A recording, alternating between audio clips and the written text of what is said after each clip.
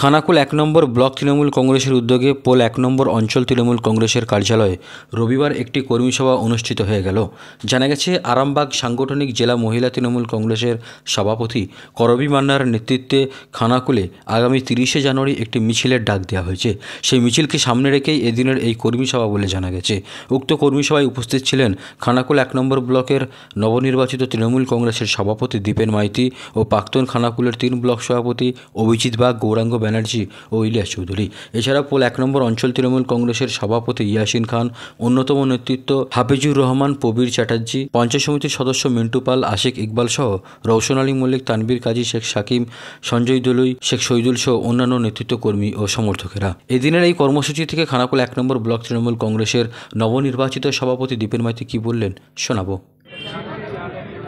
উনি হয়তো এমএলএ, এখন সম্মানীয় এমএলএ উনি আছেন, কিন্তু ওনার এখনও ভাষাজ্ঞান ঠিক হয়নি। কেন বলুন তো?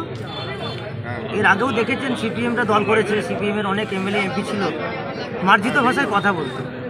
আমাদের মুখ্যমন্ত্রীকে দেখেছেন মার্জিত ভাষায় কথা বলতো, তার মধ্যে একটা মিষ্টি ভাব থাকে।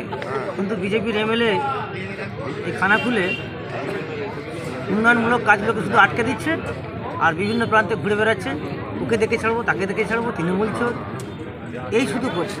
তার নিজের দলের লোকই তার সাথে নেই, আর সে তো বলবেই, যার ভাষা ঠিক নেই সে তো খারাপ ভাষা বলবেই একটু। তো আমাদের তৃণমূল কংগ্রেসের গায়ে মেখে নিয়ে অভ্যেস আছে। দিদি বলেইছে, কেউ যদি এক গাল ছড়িয়ে দেয় মহাত্মা গান্ধী আর এক গাল বাড়িয়ে দেবে, দুটো গাল পেড়ে গেলেও সহ্য করে নেবে।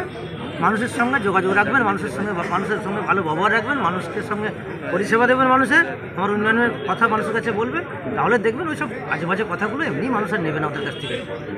এমনিতে আমাদের দলীয় কর্মসূচি ছিল, আমাদের জেলা সভাপতি রমেন্দ্র সুকুমার রায় যিনি আছেন, আমাদের মহিলা নেত্রী আছেন করবী মান্না মহাশয়া, ওনার নির্দেশে আগামী ৩০ তারিখ আমাদের খানাকুল ১ নম্বর ব্লকে একটা মহিলা মিছিল সংগঠিত করার জন্য, আয়োজন করার জন্য দায়িত্ব দেওয়া হয়েছিল।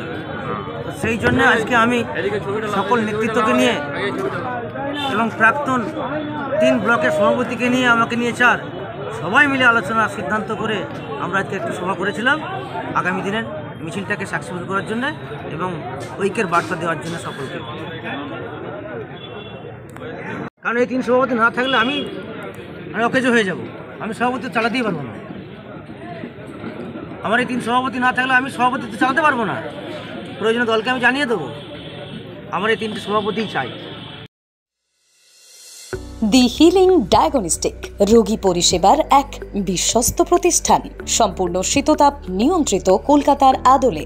এখানে রয়েছে computerized pathology unit, polyclinic unit, ultrasound এবং echo unit, digital x-ray unit, neuro electrophysiology unit সহ মডার্ন ডিজিটালাইজড ডায়াগনস্টিক ইউনিট। এছাড়াও রয়েছে দি হিলিং মেডিসিন নামাঙ্কিত নিজস্ব ওষুধের দোকান। যে কোনো ওষুধের উপর মিলবে 20% পর্যন্ত ছাড়।